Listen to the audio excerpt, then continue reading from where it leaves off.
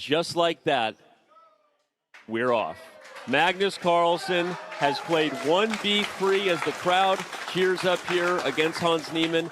Maybe Hikaru Nakamura playbook, we're going to see a full ready commencing on the board here with Hans taking the early light squared bishop approach.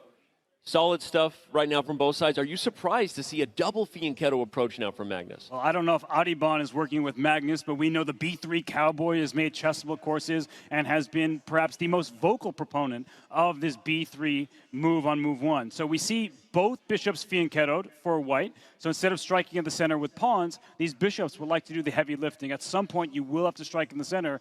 But Danny, as we look at the board, we look at the clock, it's Magnus playing a little bit more quickly. So Hans is just trying to figure out how to play the most accurate response after each and every turn. Yeah, he's taking his time, doesn't want to be thrown off perhaps by an opening he didn't prepare for.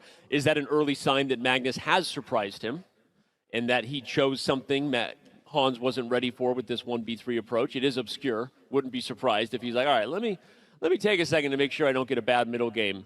The eval bar, as you can see, is 50-50 there, meaning this is a roughly equal position, a coin flip. Often what matters in these games is who gets the middle game they're comfortable with. Forget the evaluation. Who knows the plans? Who's more familiar with the tactics and the patterns? That's going to decide the game, and Magnus plays c4, our first aggressive pawn move in the center by white. Yes, c4 to put pressure on d5, hoping that black moves that pawn to make that fianchetto feel extra strong. But both players should have familiarity with b3 lines because Hikaru Nakamura, he just lost his match to Alireza Firouzja, but he's been so successful with that first move throughout his chess career. And Danny, knight c6 development by Hans. All four minor pieces are out for each side. We've had no trades thus far, so the position remains closed. And typically we would think that's Magnus's specialty. He loves playing these maneuvering games, but Hans seems unfazed. These guys have brought the tension in their relationship to the board. The tension is building. They refuse to give way. No one wants to blink. Not a single piece has been traded, as you said. It's not very common you get a position like this. And on that note, the tension is finally broken. You can cut it with a knife. C takes d5. Maybe getting a rook to the c file quickly is Magnus's plan, right? You've got a knight on c6 in front of the c pawn, and indeed he does it. There's also a quick plan to highlight, either via rook c2 or the queen moving up. Sometimes white will try to go for a battery on the long diagonal in these positions. You guard the e-pawn, the queen comes to a1. There's tactics on that diagonal and pressure on the knight on c6. Little funky. Definitely funky. And for black, you often want to put a rook on c8, but not so easy because this bishop can jump out to a new diagonal and hit that rook when it lands there. But Danny, you called it.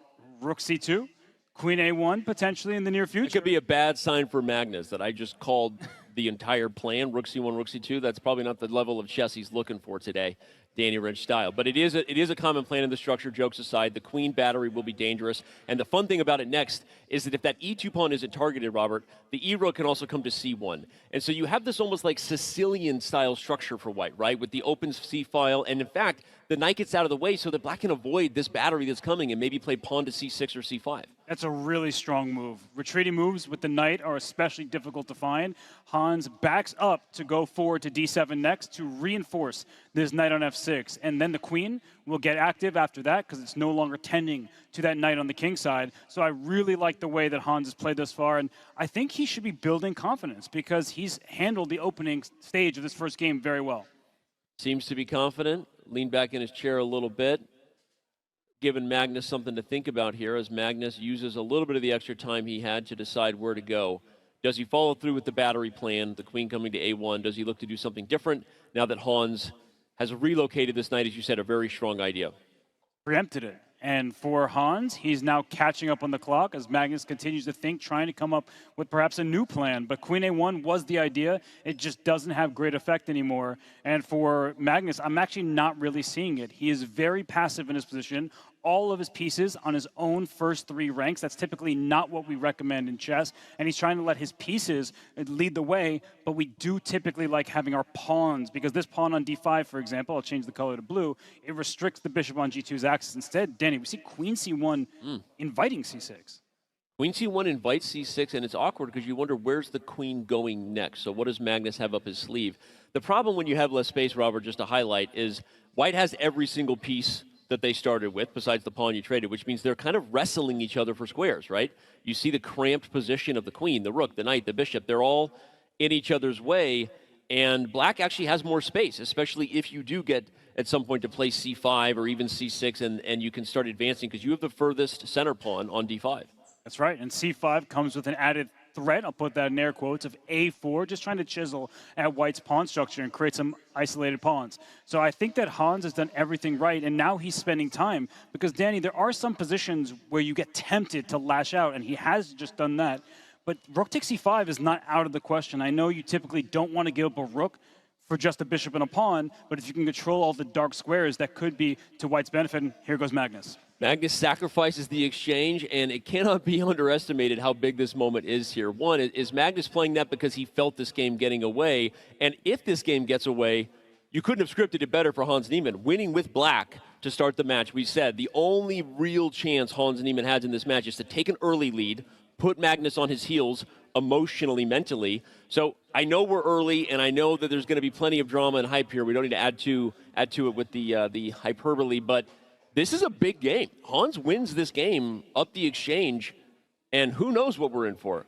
Objectively, the exchange sacrifice was justified. Here, we see the bishop h3 move, but it probably came at the wrong moment. Rook b6 hits the queen. There's a pawn that was behind that queen, and this queen on a4 is dangerously close to getting trapped. It has to reroute to the center, queen to d4.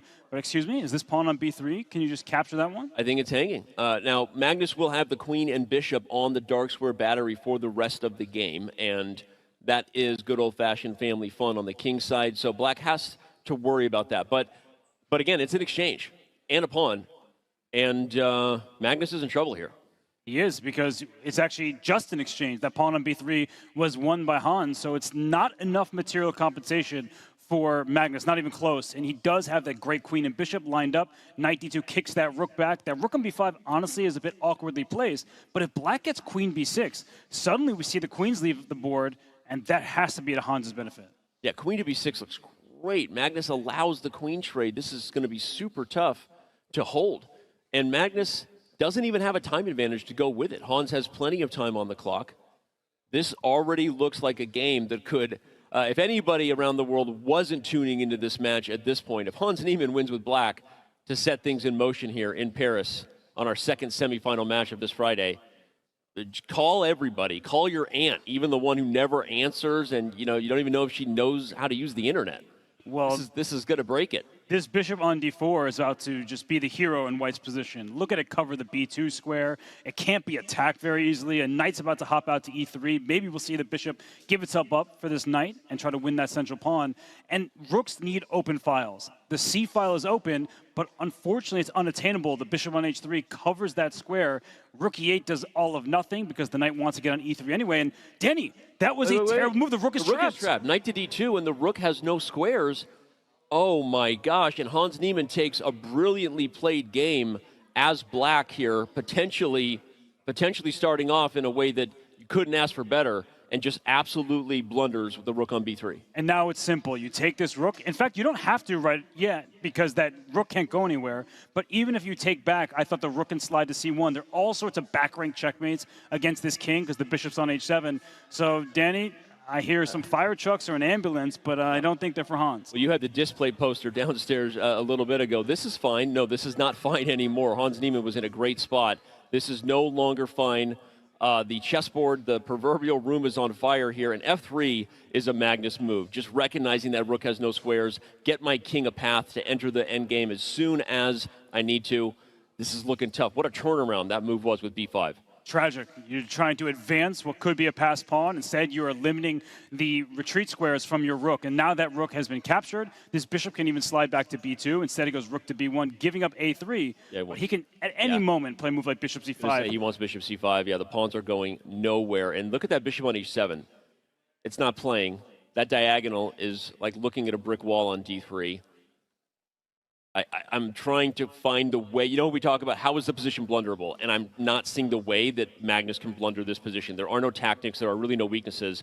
And with Hans' clock ticking down, I think that the storyline we thought we were going to get with Hans winning as black is not going to be the case. Yeah, the advantage was never that big, to be clear. And he did have an extra exchange. It was a sacrifice. But perhaps he can fight his way back in this one. Rook c1 hits that knight. Oh, there's this back rank checkmate problem. So I don't even know where you go here. It's not even that the bishop isn't good, it's that the king is getting checkmated. Oh. He is threatening bishop takes d3. What a fun move, a creative, resourceful trick by Hans Niemann. Because if you take c7, bishop takes d3, you not only free the mate, but you might queen the b pawn.